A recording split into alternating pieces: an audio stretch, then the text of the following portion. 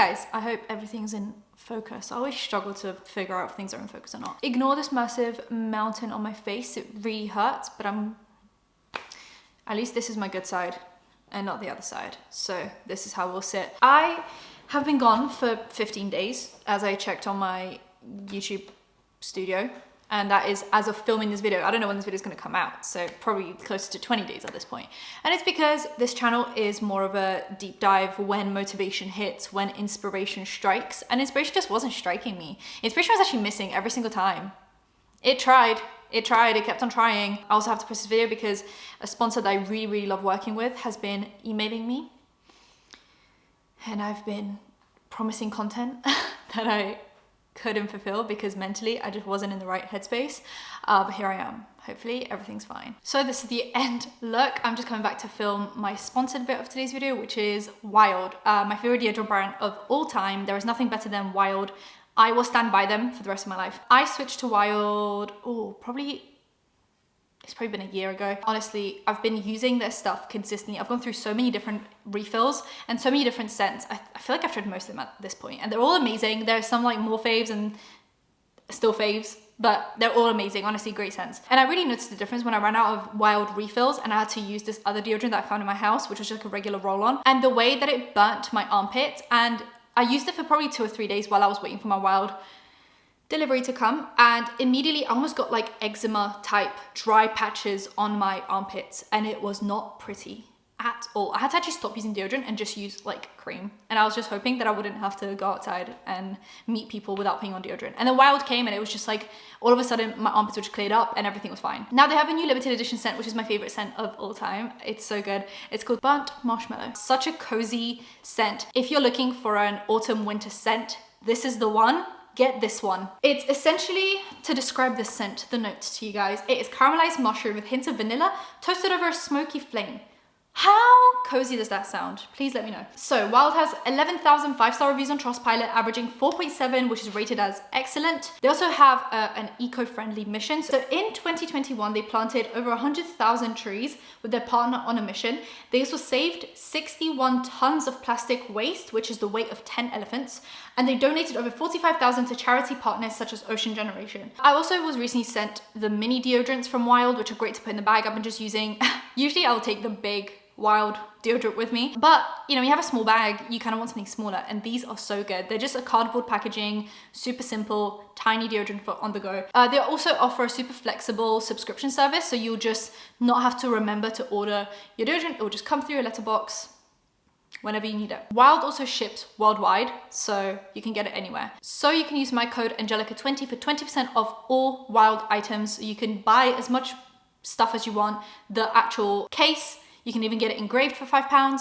You can buy a bunch of refills and get 20% off if you use code Angelika20 at checkout. So thank you to Wild for sponsoring today's video, and I'll see you guys when I'm talking about tea. Subscribe, hit that bell, like, comment for engagement. Also, I have a TikTok account now where I post kind of like short tea, drama, commentary, whatever's going on kind of on the internet. And I'll post all of that there. So sometimes something will just not make a video because it's too short. I have a drama channel and a book channel and a podcast. That'll all be in the description. Let's just get into it. So I'm gonna be doing my makeup while I talk about a beauty guru. So today's video, as you can see from the title, is the pipeline from being cancelled to joining a cult. And that sounds a bit dramatic. It sounds a little bit dramatic, but I'm gonna speak on it and you're gonna let me know what you guys think.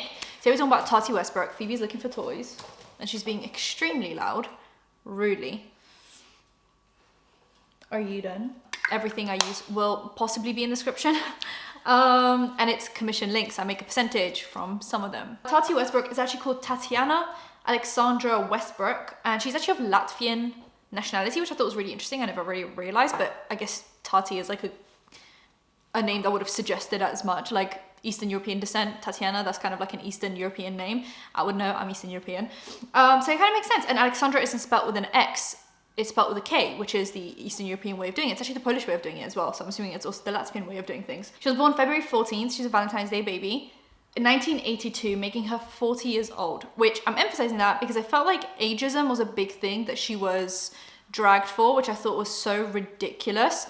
And a lot of the men, and there was a lot of times male YouTubers would drag her for her age while also being a similar age to her. Like, I also don't understand why people weren't dragging Jeffree Star or Shane Dawson, who are both in their mid to late 30s, but they were dragging Tati, who was only a few years older than them. Like, they were all in the same age range. I don't know why there was a difference of criticism against her versus Shane and Jeffree, well, along with, you know, all the drama that happened. So she's a YouTuber with around 8.5 million subs on a channel called Glam Life Guru. That's how she's been known since pretty much the beginning of her YouTube career. Everyone always say, you know, Glam Life Guru, Glam Life Guru.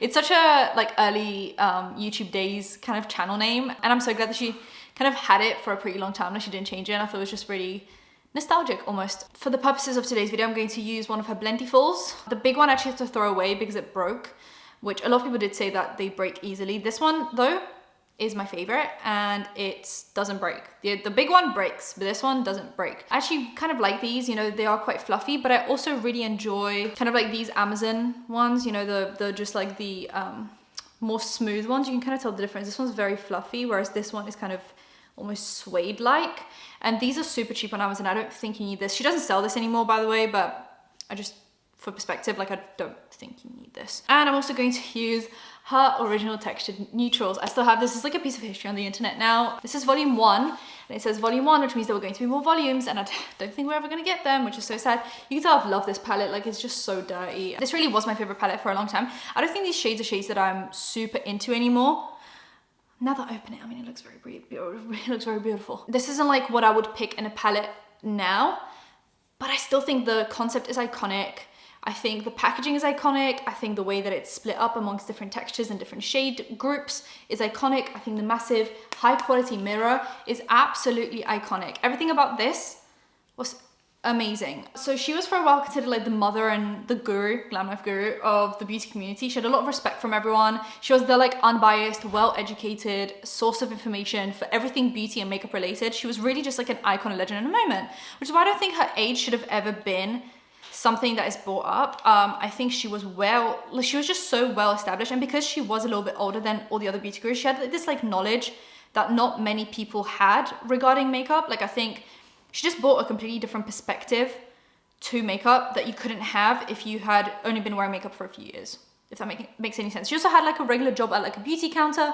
Like, I think her age made her so knowledgeable that I just don't really understand why that was then used against her. But anyway, made really good quality content. She also posted daily. I'm pretty sure it was Mondays to Fridays, and now she only posts 3 times a week, but sometimes she even skips those days. Like, I don't think YouTube is like her main priority the way that it was back then. My skin is breaking out in a really weird way. I don't really know what's going on. I have a lot of like tiny little bumps. In 2016, she hit 1 million subs, and then from 2016 to 2022, she essentially got all the way to 8.5 million, which is amazing. Now we're going to jump from kind of the beginning stages where she was just posting like different content on different days. Like, she was doing her WTF series, which was just buying something super expensive and reviewing it and seeing if it's worth the crazy price tag. Like, it would usually be like Chantecaille, or Louis Vuitton was releasing makeup at the time, and you know, just very, very, very expensive brands. I remember La Mer was like a big brand that she would review because it was so expensive, like the foundation and yada yada. So she did that. Then she did some like drugstore makeup options. We would even follow her around to go to like CVS and buy makeup. It was just a really fun time on the internet. I really relied on her videos for my like everyday entertainment. Like, I loved sitting down every like evening and just watching her content. Like, it was just a big part of my day and my like adolescence growing up. She was just someone that I really looked up to. Let's jump straight to just from her unproblematic phase of just making daily content of just beauty. Like, she was just never in drama, so we can just skip right to February 2018 where she started Halo Beauty. I think the only controversy that she had right up until this point was the fact that she was friends with Jeffree Star, and she started, you know, doing more materialistic things and like clearly trying to impress people that she did not need to try and impress.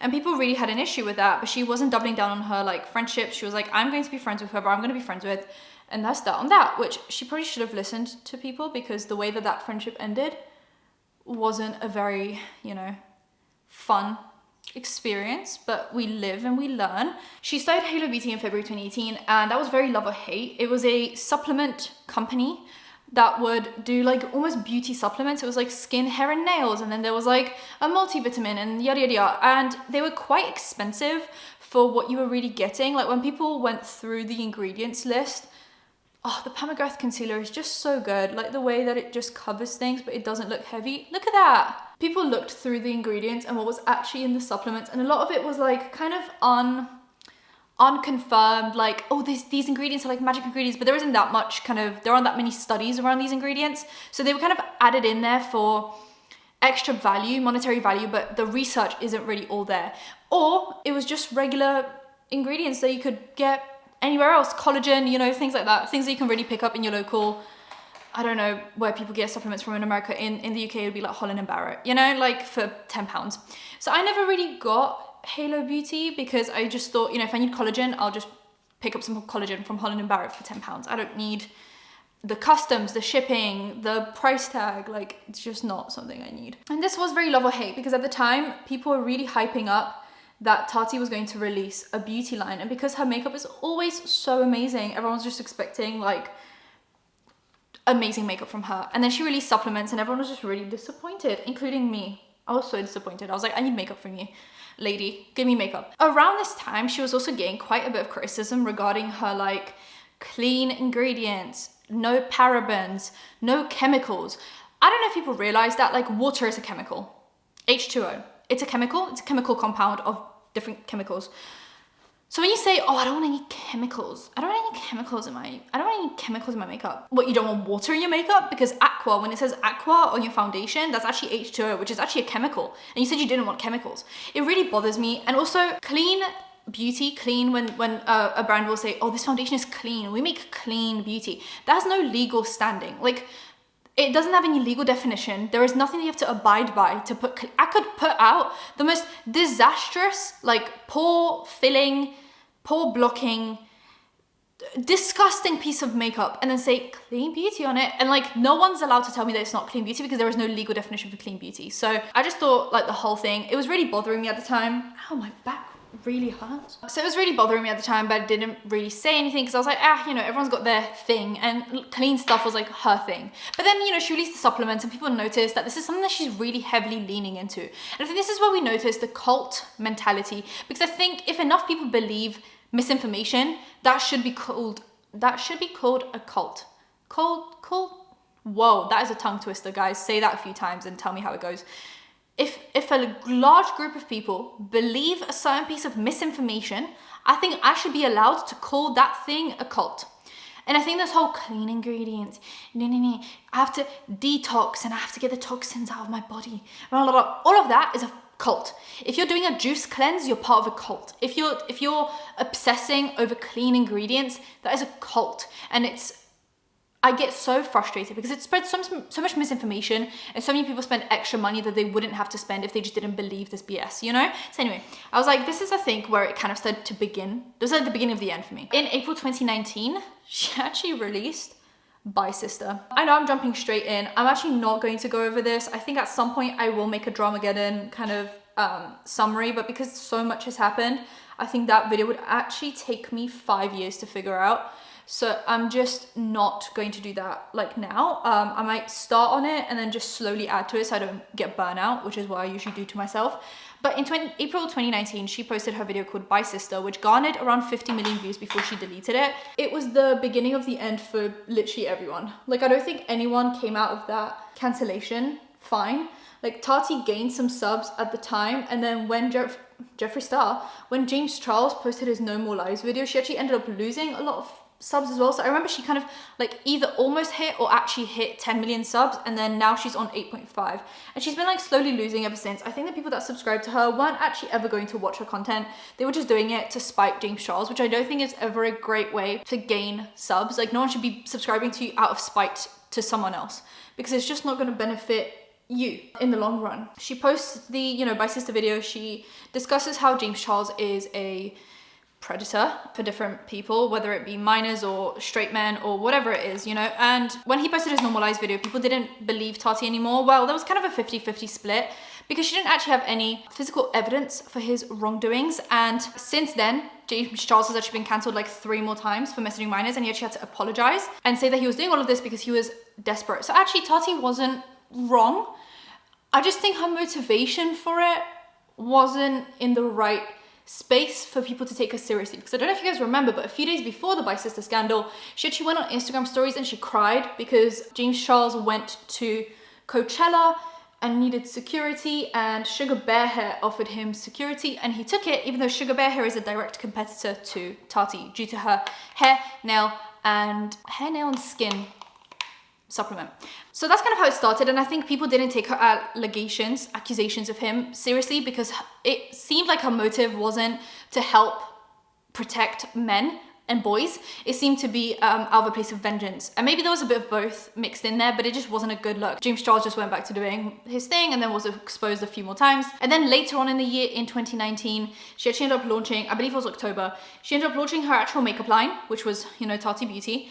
And she ended up releasing the eyeshadow palette, and then shortly after the blender full, which was a big puff and then a small puff, and then obviously the eyeshadow palette that I showed you guys. And that was a massive hit actually. At the time, I think she still wasn't like, she wasn't at her peak, right, like the way she was right after cancelling James, but she still had a lot of respect in the community. So I actually think it was a massive hit. It sold out like the first time, in the first few days, the palette sold out. And it was getting raving reviews across the board. I think it's an amazing palette. I think it's one of the best kind of YouTuber brand eyeshadow palettes. I think the formula is amazing. Also, I think the blended full was really ahead of its time because now powder puffs are like all the rage on TikTok, and the fact that people back then were like, oh my god, this is so pointless, why would you release the blender full? No one uses powder puffs anymore.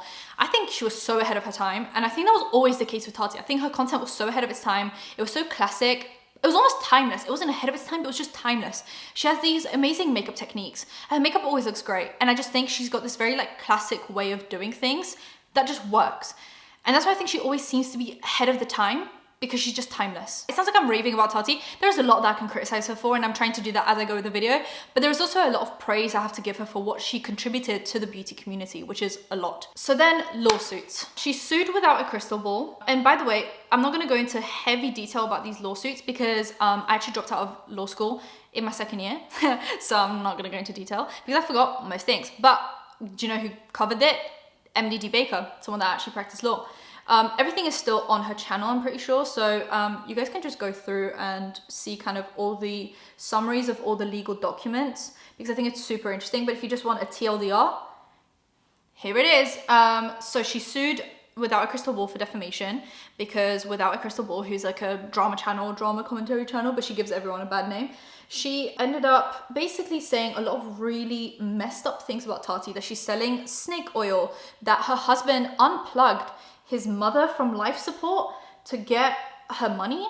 Just a lot of really disgusting things. And she would do this all the time. She would just dox Tati and try and find like her family members and try and find her address and just random things. Also getting a lot of really personal information that Tati has never put out on the internet, and it was very confusing as to how she was getting these pieces of information. A lot of it also was to do with like the back end of Tati's businesses, which no one should know. And if you know, then you're part of the business, or you know someone part of the business. And this is where Clark Swanson comes in. Clark Swanson was James's, who is Tati's husband, now ex-best friend, who was actually the co-founder. He put down some money for the Halo Beauty supplement line, but then he was kind of left out of the makeup line because she ended up doing it with Seed Beauty. And that's what he felt slighted by, because the makeup line was such a success. So Clark sued them both for breach of contract, gross negligence, and fraudulent inducement as it relates to Halo Beauty. So when Tati was suing Without a Crystal Ball, they ended up actually not really getting an actual verdict, because Tati agreed to basically leave Crystal Ball alone, Without a Crystal Ball alone, if she tells her where she got this information from, because Tati was suspicious that it was Clark Swanson giving out this information because it was kind of behind the scenes back end business stuff. So she was like, look, I won't make you pay damages if you just tell me who said what. Without a Crystal Ball spoke out immediately because the money that she was getting sued for, she did not have. So she ended up saying, yes, it was Clark Swanson. Here's all my proof of him telling me about all your back end stuff, your financial situations, yada, yada, yada.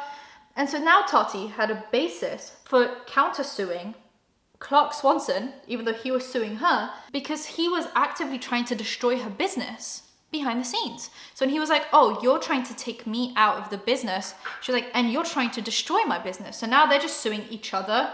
Essentially, he's suing because he didn't make any money from the makeup line, and she's suing him because he was trying to destroy her behind the scenes while using kind of a drama channel to do it, right?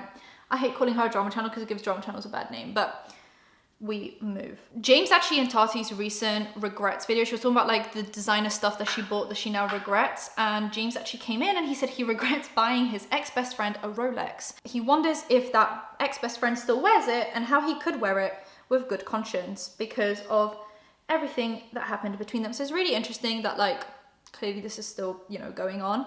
And Tati did mention how she regrets buying a bunch of designer stuff that she was buying to impress people, because now that she's like, you know, got less money because she gets less views on YouTube and she's in litigation all the time, like, was that handbag worth it? Like, worth the stress of now not having maybe as much money as she would want to have? I don't know. I do love a good bake recently. I hate to say it, but 2016 YouTube just really knew what was up, you know? Since then, she took a break from YouTube a few times. Like, there were a few moments where she just wouldn't upload, mainly after all the dramas. And I remember she posted her Bye Sister video, and then she obviously came back with her Breaking My Silence video. That was after a really long break. And then she started posting content again, and then she stopped again. And then she took a year-long break and then posted a video called A Year Later, where she actually came back to the internet. That was a really big moment on the internet. A lot of people were like super into her content and her coming back. She discussed kind of where she's been and what's been happening. So she mentions a few things, and now in a vacuum, these things are not bad. Like, I'm gonna make sure that everyone knows I'm not against religion, I'm not against eating meat. I'm a vegetarian myself, but I also accept that people have kind of personal like autonomy and they can do whatever they want. But just kind of take everything I'm saying as almost like a compound rather than individual. Like, if you're just spiritual, that's fine. If you're just eating a bunch of meat, that's fine. If you yada yada. But when you start kind of adding things up into one mix, it kind of adds up to a certain kind of person and a certain kind of situation. So I'm just gonna get into all of that, but please keep an open mind. So she discusses spirituality and how she found God. She discusses kind of the lawsuits that are ongoing and that she wishes she could tell us kind of what's going on, but because it's an ongoing lawsuit, she actually just can't, which is fine. She also discusses kind of drama and how that's not part of her life anymore, and, you know, kind of that's why she was really gone for a while, because of all the drama and just the unnecessariness of it all, and that she's now just back to making makeup content, which is what she loves. Like, she loves makeup, she loves beauty, and this is just what she wants to do without any of the kind of, simply put, like, just any of the drama. So initially she was getting a bunch of views because I guess there was like a lot of excitement. She just kind of disappeared and didn't really update anyone on her channel. She would just kind of was gone. So now that she was back, there was a lot of excitement to do with that. But so initially she was getting around like 700,000 to 1 million views per video, but now that everything's kind of evened out and like the initial, I guess, curiosity is gone, she's getting around 200,000 to 300,000 views, which is still a good source of revenue, amazing source of revenue, because she posts 3 times a week, but it is not what it used to be. Mainly in her prime, kind of before all the drama, before Bye Sister, she was getting probably 2 to 5 million views, which was amazing. Like, basically 5 times a week, 2 to 5 million views, that is incredible. She did not have to take sponsorships. I know she always said that she didn't take sponsorships. She didn't have to. The money that she was bringing in was absolutely astronomical. And I do wonder if she regrets making the Bye Sister video, even though the allegations were true. Like, I wonder if there is that bit of regret, because she could have just continued making amazing content and being a respected person in the industry, and instead there is that tainted reputation that she now has that she can't really run away from. Lately I've been like double blushing, so I'll use like a deeper, almost fuchsia reddish type of blush kind of right over my bronzer, and then apply like a lighter blush kind of where blush would normally go. And for some reason I think that looks really nice. I also just look really sunburnt when I do it, and for some reason that's a good look for me. So I don't know. I just think it adds a certain level of like rosiness to my makeup. I don't know. You guys let me know. Or don't, because I'm going to continue doing it even if you don't like it. Ignore this side, it's coming out patchy because of the dry spot, so everything kind of on top of that is just not blending very well, and you can see that. It's fine, we'll just ignore it. She also seems less into like materialistic things and designer stuff, and she keeps on discussing kind of her regrets regarding buying designer things. Also constantly mentions how like well, not constantly, that was an exaggeration, but she's mentioned this a few times now, where she'll say she used to buy certain things to impress people that don't like matter, and, you know, she didn't have to impress. And I just think that's really just like the LA culture that she's talking about, where she was trying to impress, you know, YouTubers at events and Jeffree Star. Like, I think when she started hanging out with Jeffree Star, she really felt like she had to like match his lifestyle, and I just don't think that's like healthy. She also announced that she is moving to Seattle from LA, and, you know, LA's very like progressive when it comes to the political side of things. Once again, I'm not demonizing anything. Don't even try to get into my comment section and discuss anything like that. This is for the purpose of this video. I'm not making things political. I'm just saying about like the culture of things. So moving from LA to Seattle is a very different like climate politically, even though I'm not trying to make it political. Like, it's just a very different climate. I think Texas is a lot more kind of traditional with things and not very progressive. I think when she was in LA, she was vegan, which is kind of popular in LA, I guess. Veganism is kind of like a progressive thing because it's usually done for like climate change and yada yada yada. And then when you kind of look to more right-wing places, they'll usually eat a lot of meat and there'll be a lot of like farmland and yada yada yada because climate change isn't as, you know what I'm saying. I don't know how to explain it. I don't want to get dragged. So she moves from LA to Seattle, and then she recently posted a video about her diet. So the next kind of part of my video is called Weird Vibes. People have noticed what I can only really refer to as weird vibes. Like, I can't really explain it any other way. Constantly mentions how she's not vegan anymore, kind of her diet. She enjoys like bulking up, which look, I've been bulking. The way I've been gaining weight, you don't even want to know. But I'm still vegetarian. Like, I don't have to eat meat to bulk or do anything like that.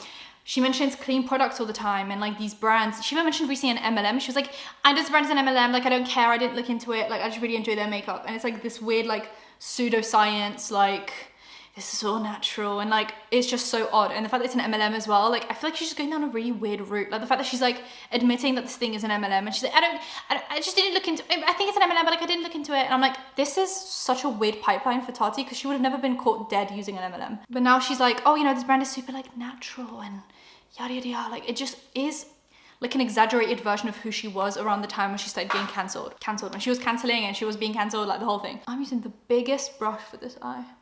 Sorry, I just couldn't grab anything else. She mentions constantly, you know, these clean products and parabens and microplastics and how they affect the chemical imbalances in your, and there's just a lot that she can't really back up with science. Like, I understand that there's a lot of like research being done into things, but there's really nothing that she says that can be actually like backed by science. She then made a video regarding her new diet where she talks about it being mainly meat. Like, her diet is majority meat, which is fine, but isn't really that healthy. Like, the stools that you're passing without any fiber, really, I suggest getting some veggies in your diet. I just think she makes a lot of statements. She's not a scientist, she's not a dietitian, she doesn't actually know what she's talking about, but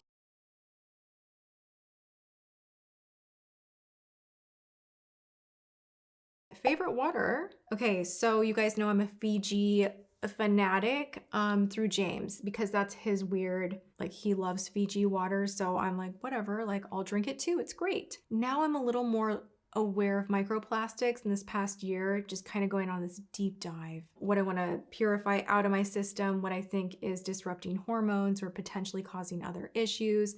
So with water, I think filtering is a really, really important thing to do. I do not drink tap water. I find it alarming if you go online and do some research about water and look locally at the levels of different things, like not just fluoridation, other things like byproducts of other pharmaceuticals, chlorine, arsenic.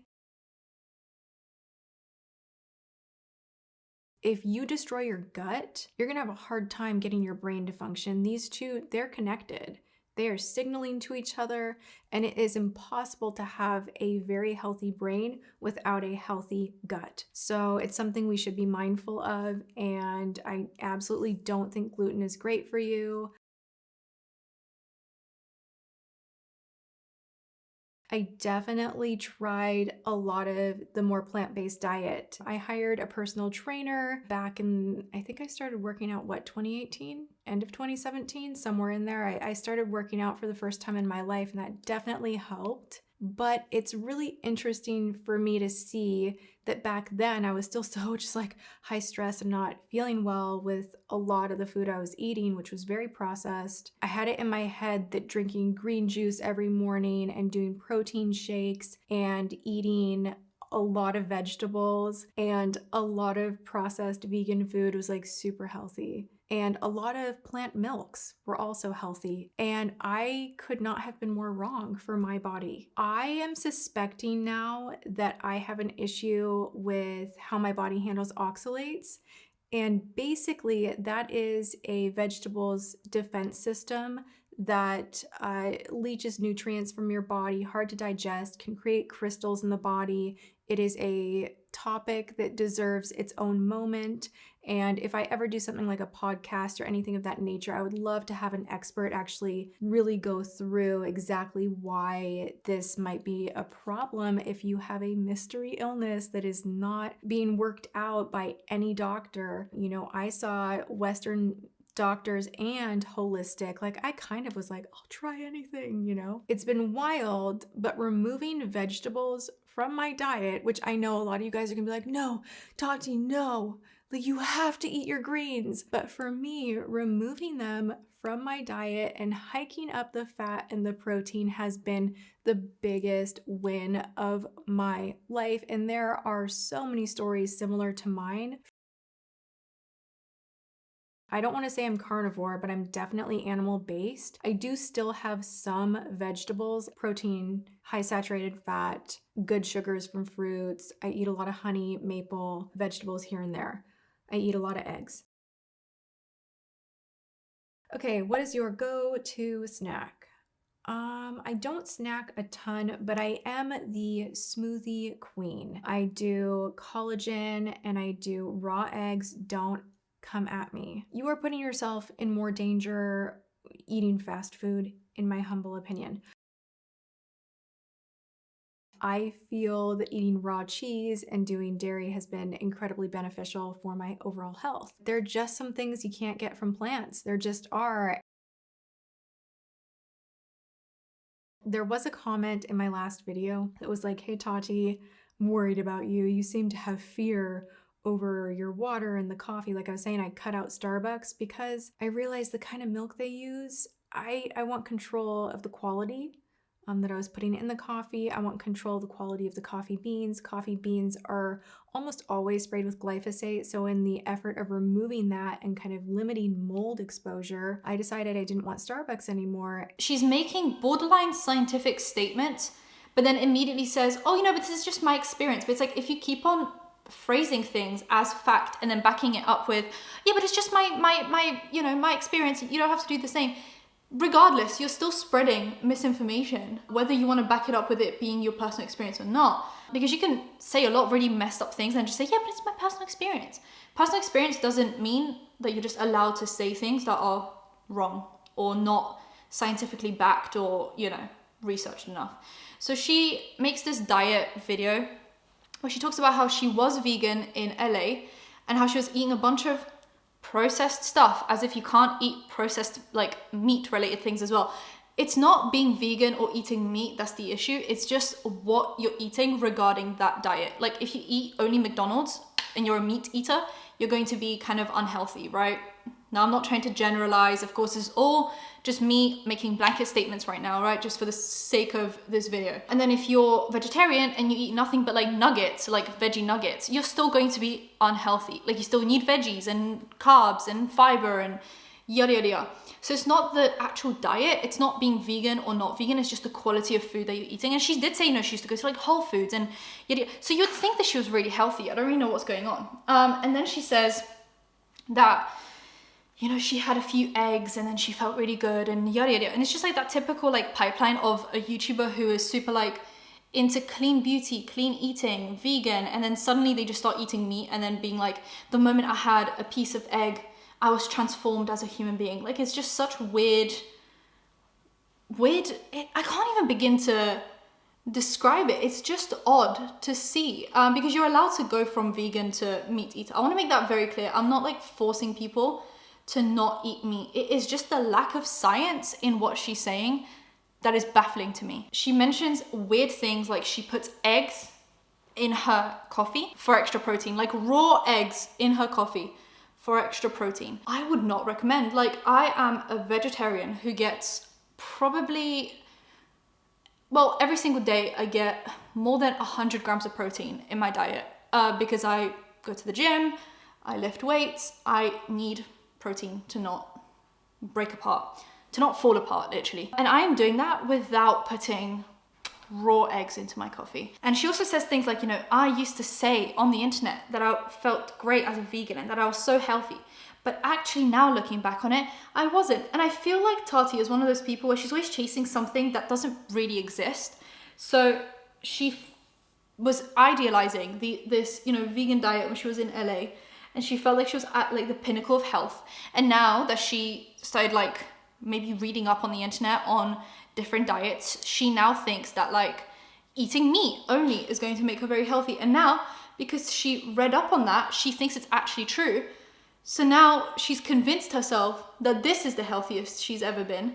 And then in a few years' time, she'll change her diet again and say, oh, I used to think I was healthy when I was on an all meat diet, but now I'm really healthy. And it just feels like a bunch of like placebos and borderline cult to like mentality. This whole I put raw eggs in my coffee bit really took me out. I've got so much glitter on my eyes. So the thing is that I want to make very clear is for the purposes of this video, I don't care what her diet is, but what I have an issue with is her spreading information that isn't scientifically backed. There is no backing for the fact that your body can't absorb nutrients from like veggie food. That is not a thing. And that is a thing that she said. She was like, your body will not know what to do with these nutrients, so you have to start eating, you know, meat for your body to know what to do with these nutrients, because that is how we've been made, and like that is how we've been created to eat meat.